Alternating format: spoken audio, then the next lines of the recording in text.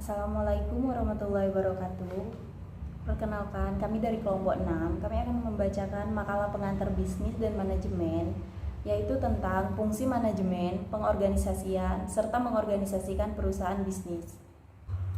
Yang dibacakan oleh Dina Amalia Lubis, Wasilatul Fitri, dan Muhammad Nur Hadi. Menjelaskan pengertian pengorganisasian. Pengertian pengorganisasian, istilah pengorganisasian mempunyai bermacam-macam pengertian. Istilah tersebut dapat digunakan untuk menunjukkan hal-hal berikut ini. 1. Cara manajemen merancang struktur formal untuk penggunaan yang paling efektif sumber daya keuangan, fisik, bahan baku, dan tenaga kerja organisasi. 2. Hubungan-hubungan antara fungsi, jabatan, tugas, dan para karyawan. 3. Cara dalam para manajer lebih lanjut tugas-tugas yang harus dilaksanakan dalam departemen mereka dan mengendalikan wewenang yang diperlukan untuk mengerjakan tugas tersebut. Dari 3 hal di atas dapat disimpulkan bahwa pengorganisasian merupakan suatu proses untuk merancang struktur formal, mengelompokkan dan mengatur serta membagi tugas-tugas atau pelajaran di antara organisasi agar tujuan organisasi dapat dicapai dengan efisien. Teori-teori organisasi dalam kehidupan nyata, orang-orang bekerja sama untuk mencapai suatu tujuan bersama. Yang dilakukan adalah kegiatan menandakan suatu lembaga atau kelompok fungsional atau biasa disebut dengan istilah organisasi. Organisasi dalam hal ini bisa terdapat pada badan usaha, instansi pemerintahan, lembaga pendidikan, militer, kelompok masyarakat, atau suatu perkumpulan olahraga. Kata organisasi mempunyai 2 pengertian umum. Pengertian pertama menandakan suatu lembaga atau kelompok fungsional seperti organisasi perusahaan, rumah sakit, perwakilan pemerintah, atau suatu perkumpulan olahraga. Pengertian kedua berkenaan dengan proses pengorganisasian sebagai suatu cara dalam mana kegiatan organisasi dialokasikan dan ditugaskan di antara para anggotanya agar tujuan organisasi dapat tercapai dengan efisien. Pengorganisasian bukan hanya masalah penetapan struktur organisasi, kemudian mengisi setiap kotak struktur dengan job description, dan kemudian mencari orang yang sesuai dengan job description-nya atau setting. Tetapi lebih dari itu, pengorganisasian adalah proses manajerial yang berkelanjutan. Peninjauan kembali struktur organisasi, job description, dan settingnya juga merupakan rangkaian kegiatan pengorganisasian. Pengorganisasian meliputi juga pengertian tentang pengelompokan jenis-jenis pekerjaan yang sama ke dalam satu koordinasi pekerjaan yang sama. Pada setiap kelompok pekerjaan yang sama dibuat simpul pekerjaan dengan satu fungsi pekerjaan yang sama dan kemudian meletakkan satu orang anggota organisasi untuk melaksanakan tugas pekerjaan itu. 2. Definisi struktur organisasi. Definisi struktur organisasi. Struktur organisasi adalah suatu susunan komponen-komponen atau unit-unit kerja dalam sebuah organisasi. Struktur organisasi menunjukkan bahwa adanya pembagian kerja dan bagaimana fungsi atau kegiatan-kegiatan berbeda yang dikoordinasikan. Dan selain itu, struktur organisasi yang menunjukkan mengenai spesialisasi dari pekerjaan, saluran perintah maupun penyampaian laporan. Struktur organisasi adalah suatu susunan atau hubungan antara komponen bagian-bagian dan posisi dalam sebuah organisasi. Komponen-komponen yang ada dalam organisasi mempunyai ketergantungan, sehingga jika terdapat suatu komponen baik, maka akan berpengaruh pada komponen yang lainnya, dan tentunya akan berpengaruh juga pada organisasi tersebut.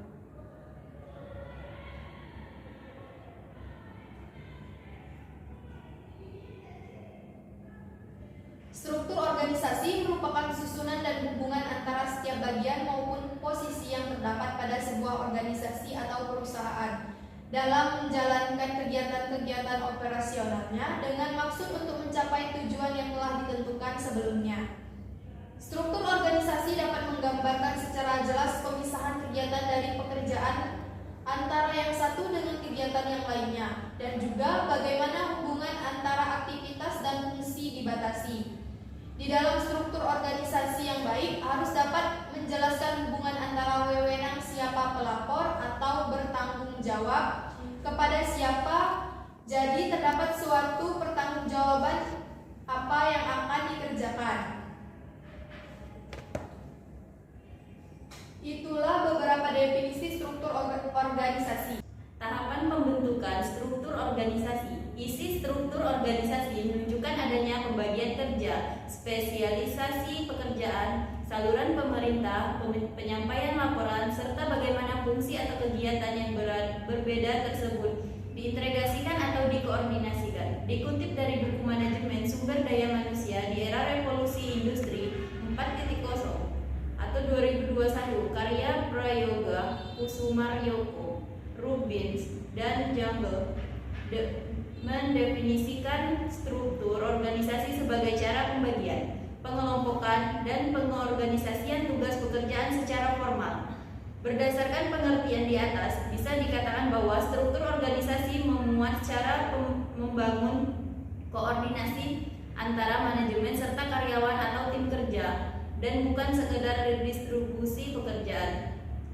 Semua organisasi, betapapun kecilnya, mempunyai semacam struktur karena secara umum suatu struktur dirancang dengan maksud untuk memastikan bahwa organisasi dirancang dengan cara yang paling baik untuk mencapai sasaran-sasaran dan tujuan-tujuannya.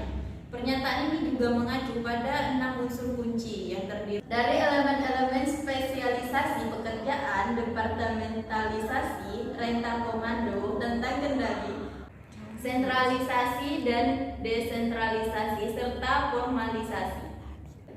Ada 6 unsur kunci dalam membuat keputusan dalam pengorganisasian, termasuk dalam kegiatan terbentuk organisasi baru, memperbaiki organisasi yang sudah ada, atau mengganti sistem yang sudah ada. 6 unsur kunci tersebut adalah: 1. Pembagian kerja adalah membagi seluruh beban pekerja menjadi banyak tugas yang secara wajar dan nyaman dapat dilaksanakan oleh individu dan kelompok dengan penuh rasa tanggung jawab. Tidak ada pekerjaan tidak bisa terbagi sehingga terlalu berat dan akhirnya tidak mungkin dikerjakan. Seluruh pekerjaan harus terbagi habis menjadi banyak tugas yang dapat diselesaikan dengan baik sesuai dengan kemampuan anggota organisasi. 2. Menggabungkan beberapa tugas secara logis sehingga diperoleh keberhasilan mencapai tugas atau efektif dan efisien.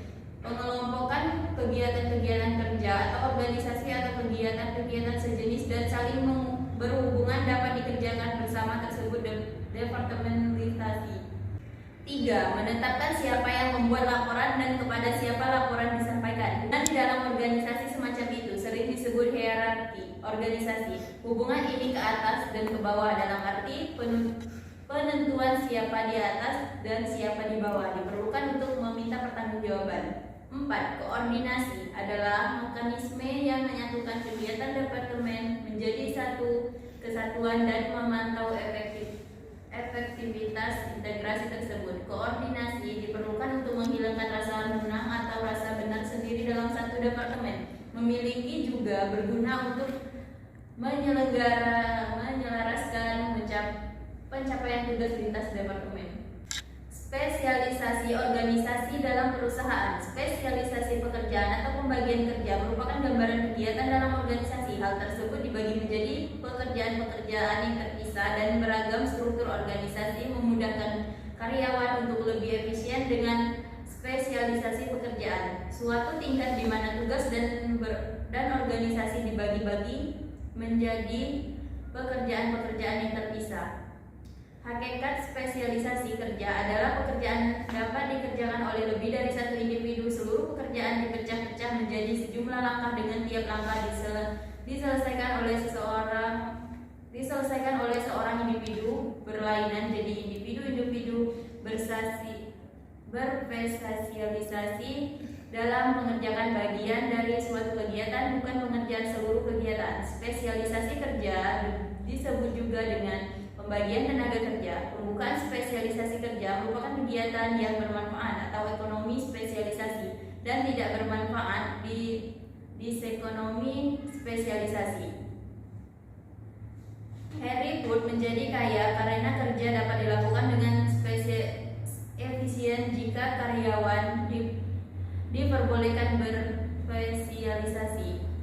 Pada akhir 1940-an, kebanyakan pekerjaan manufaktur dalam negara-negara industri menjalankan dengan spesialisasi kerja yang tinggi. Selama lebih dari paruh pertama abad 20, para manajer memandang spesialisasi kerja sebagai suatu sumber yang tidak habis-habisnya dari produktivitas yang meningkat.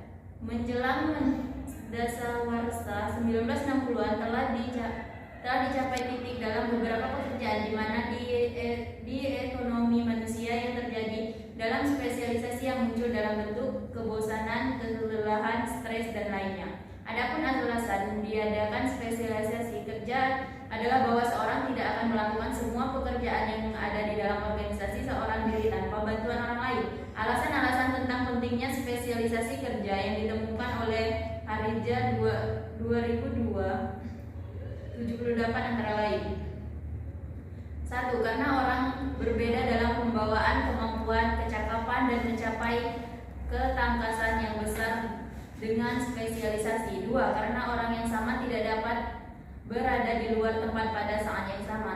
3. Karena seorang tidak dapat mengerjakan dua hal pada saat yang sama. 4. Karena bidang pengetahuan dan keahlian begitu luas sehingga dapat merentang hidup tidak mungkin dapat mengetahui lebih banyak daripada sebagian kecil daripadanya. Untuk mengukur spesialisasi kerja digunakan indikator-indikator sebagai berikut.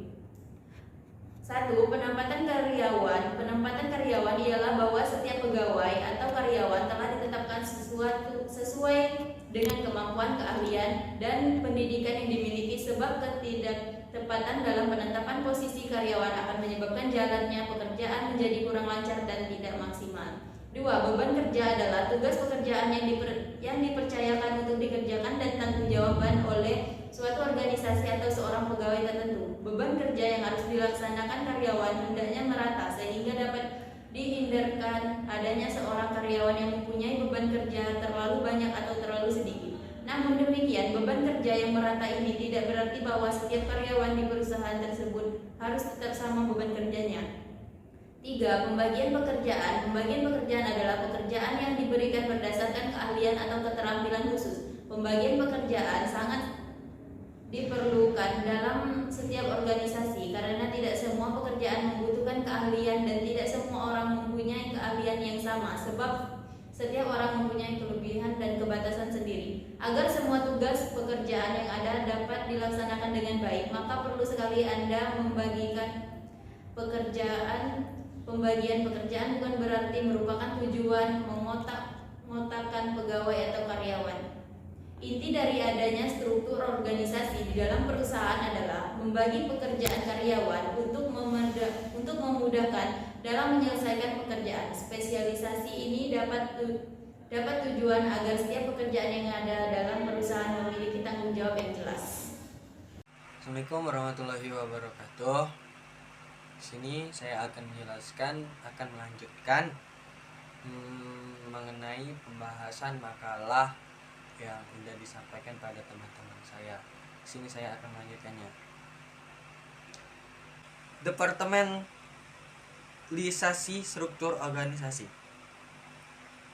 adalah proses di mana pekerjaan dibagi dalam suatu organisasi menurut kegiatan atau fungsi yang berupa dan berhubungan secara logis. Yang terpenting adalah departementalisasi memungkinkan pemisahan dan pengelompokan fungsi-fungsi perusahaan melalui pembagian kerja. Beberapa untuk departementalisasi sebagai berikut. 1. Fungsi. 2. Produk dan jasa. 3. Wilayah. 4. Langganan. 5. Proses atau peralatan. 6. Waktu. 7. Pelayanan. 8. Alfa atau numeral. 9. Proyek atau matriks. Departementalisasi fungsional mengelompokkan fungsi-fungsi yang sama atau kegiatan-kegiatan yang sejenis untuk membentuk suatu satuan organisasi. Organisasi fungsional ini barangkali merupakan untuk yang paling umum dan bentuk dasar departementalisasi. Departementalisasi divisional Organisasi divisional dapat mengikuti pembagian divisi-divisi atau dasar produk, wilayah atau geografis, langganan, dan proses atau peralatan. Struktur organisasi divisional atas dasar produk. Setiap departemen bertanggung jawab atas suatu produk atau sekumpulan produk yang berhubungan atau garis produk. Divisionalisasi produk adalah pola logika yang dapat dituding bila jenis-jenis produk mempunyai teknologi pemrosesan dan metode-metode pemasaran. Organisasi proyek dan matriks. Bukan organisasi proyek dan matriks adalah tipe departementalisasi campuran atau hybrid design. Kedua struktur organisasi tersusun dari satu atau lebih struktur departementalisasi lainnya. Tujuan departementalisasi. Di antara tujuan terpenting yang ingin dicapai oleh departementalisasi, kami menemukan 1. Lebih memahami dan menerapkan pembagian tugas dan fungsi. 2. Mencapai efisiensi pekerja yang lebih besar. 3. Memanfaatkan proses spesialisasi pekerjaan. 4. Meningkatkan pemilihan orang di setiap pekerjaan. 5. Memudahkan proses kontrol dan pengawasan bagi kepala masing-masing departemen. Cukup sekian dan terima kasih. Baiklah, di sini saya akan melanjutkan materi dari makalah kami, yaitu hierarki pengambilan keputusan. Hierarki adalah alat yang paling mudah untuk memahami masalah yang kompleks, di mana masalah tersebut diuraikan ke dalam elemen-elemen yang bersangkutan. Menyusun elemen-elemen tersebut secara hierarkis dan akhirnya melakukan penelitian atas elemen-elemen tersebut sekaligus menentukan keputusan mana yang akan diambil. Pengambilan keputusan adalah melakukan penilaian dan menjatuhkan pilihan. Keputusan ini diambil setelah melalui beberapa perhitungan dan pertimbangan alternatif. Sebelum pilihan dijatuhkan, ada beberapa tahap yang mungkin akan dilalui oleh pembuatan keputusan. Tahapan tersebut bisa jadi meliputi identifikasi masalah utama, menyusun alternatif yang akan dipilih, dan sampai pada pengambilan keputusan yang terbaik. Perencanaan adalah suatu proses memulai dengan sasaran-sasaran, batasan strategi, kebijakan, dan rencana detail untuk mencapainya. Pencapaian organisasi untuk menetapkan keputusan dan termasuk tinjauan kinerja dan umpan balik terhadap pengenalan siklus perencanaan baru. Perencanaan. A. Jenis-jenis perencanaan.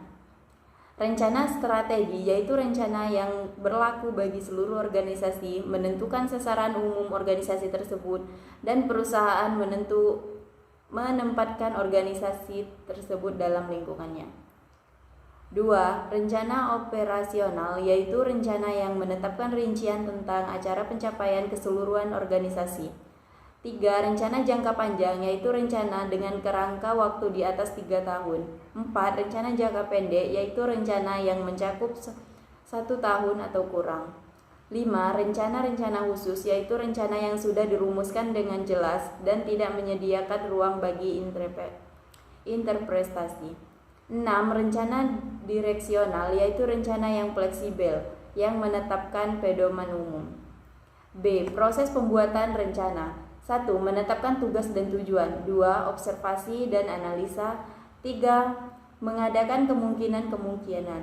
4. Membuat sintesa. C. Jenis-jenis pengambilan keputusan. Berdasarkan program dan regularitas. 1. Pengambilan keputusan terprogram atau terstruktur. 2. Pengambilan keputusan tidak terprogram atau tidak terstruktur.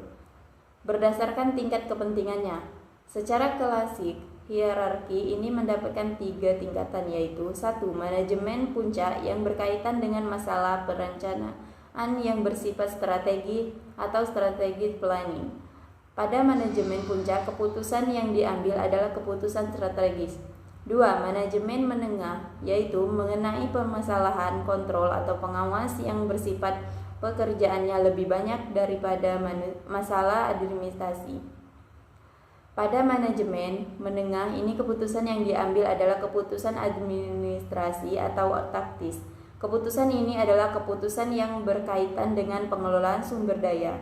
3. Manajemen operasional, yaitu berkaitan dengan kegiatan operasional atau kegiatan operasi harian. Keputusan yang diambil pada manajemen operasional disebut keputusan operasional.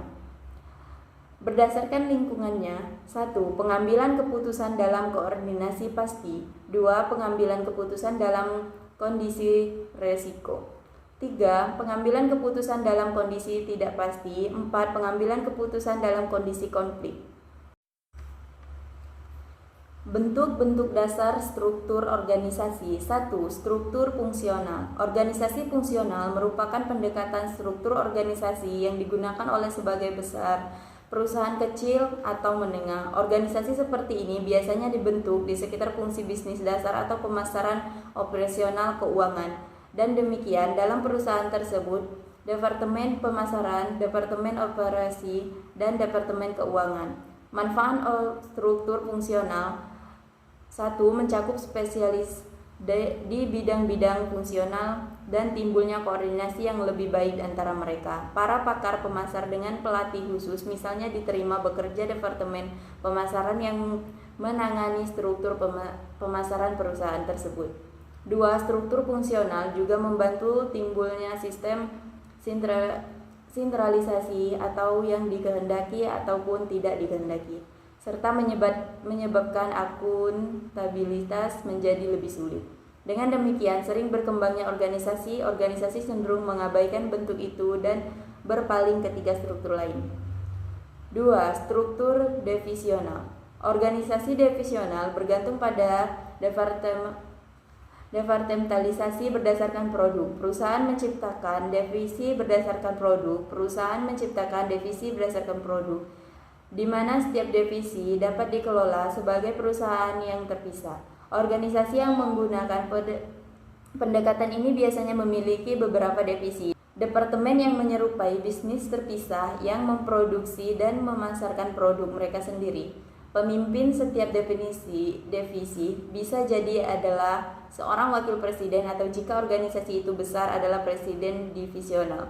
Selain itu, setiap divisi biasanya memiliki identitas sendiri dan beroperasi sebagai bisnis yang relatif bersifat otonom di bawah naungan korupsi yang lebih besar. Manfaat struktur divisional. Adapun kelebihan dari struktur organisasi divisional yaitu koordinasi antara fungsi menjadi lebih mudah dan cepat, mempunyai fleksibilitas pada struktur perusahaan, spesialisasi pada setiap divisi dapat bertahankan, kesempatan karir lebih terbuka. Organisasi informal. Organisasi informal adalah struktur sosial yang saling berkaitan yang mengatur bagaimana orang bekerja sama dalam suatu kegiatan. Ini adalah gabungan dari perilaku, interaksi, norma, hubungan pribadi, dan profesional. Melalui di mana pekerjaan dilakukan dan hubungan dibangun antara orang-orang yang memiliki afiliasi organisasi yang sama. Organisasi informal berkembang secara organik dan spontan sebagai respon terhadap perubahan lingkungan kerja dan dinamika sosial yang kompleks dari para anggotanya. Fungsi organisasi informal. 1. Melestarikan nilai-nilai budaya dan sosial. 2. Memberikan struktur dan kepuasan sosial. 3. Mempromosikan komunikasi antar anggota. 4. Menyediakan kontrol sosial. Manfaat keberadaan organisasi informal. 1. Sistem total lebih baik. 2. Beban kerja yang lebih ringan untuk manajemen. 3. Kepuasan kerja kelompok. 4. Mengisi kesenjangan. 5. Mendorong kerjasama. Kesimpulannya adalah teori-teori organisasi dalam kehidupan nyata, orang-orang bekerja sama untuk mencapai suatu tujuan bersama. Yang dilakukan adalah kegiatan menandakan suatu lembaga atau kelompok fungsional atau bisa disebut dengan istilah organisasi. Pengorganisasian bukan hanya masalah penetapan struktur organisasi, kemudian mengisi setiap kotak struktur dengan job description, dan kemudian mencari orang yang sesuai dengan job description-nya atau staffing. Tetapi lebih dari itu, pengorganisasian adalah proses manajerial yang berkelanjutan. Banyak tahap-tahap yang dilakukan untuk pembentukan sebuah struktur organisasi. Ada hal pengambilan keputusan dalam sebuah pembentuk struktur organisasi. Baiklah, hanya ini yang dapat kami sampaikan dari kelompok 6, dan hanya ini yang dapat kami jelaskan dari makalah kami. Kalau ada yang salah mohon dimaafkan. Wassalamualaikum warahmatullahi wabarakatuh.